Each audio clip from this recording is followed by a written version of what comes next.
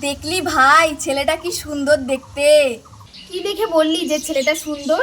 আরে ছেলেটা কি সুন্দর ফর্সা, লম্বা, দেখেই মনে হচ্ছে জিম করে। কি সুন্দর ফিটেস্ট বডি, আর হাইটটাও কি সুন্দর, আর চুলের হেয়ার স্টাইলটা তো দারুণ, আর ড্রেসিং সেন্স তো দেখেই মনে হচ্ছে ফাটাফাটি।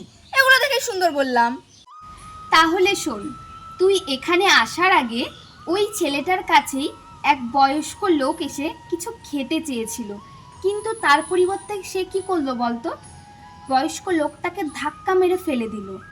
তারপর পাশেই আরেকটি ছেলে দাঁড়িয়েছিল, যার ড্রেসিং সেন্সও ভালো ছিল না, হেয়ার স্টাইলটাও ভালো ছিল না, বেঁটে কালো, একদম সাদামাটা।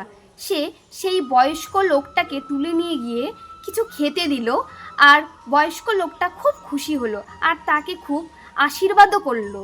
সৌন্দর্যটা মানুষের কথায়, ব্যবহারে, চরিত্রে, এমনকি মনের দিক থেকে বোঝা যায়। বাহ্যিক সৌন্দর্য তো টাকা দিয়েও কেনা যায়। যে মানুষের মধ্যে মনুষ্যত্ব আছে সেই হলো আসল সুন্দর। হ্যাঁ রে, তুই ঠিকই বলেছিস। আমার চোখে এতদিন একটা কালো পর্দা পড়েছিল, তুই সেটা সরিয়ে দিলি। আমি এতদিন ভাবতাম মানুষের বাহ্যিক সৌন্দর্যটাই আসল সৌন্দর্য, কিন্তু মানুষের মনের ভিতরে যে একটা সৌন্দর্য থাকে সেটা আমি এতদিন জানতাম না। তুই আজকে এই ঘটনাটা বলে আমার মনের ভুল ধারণাটা একদম ভেঙে দিলি রে।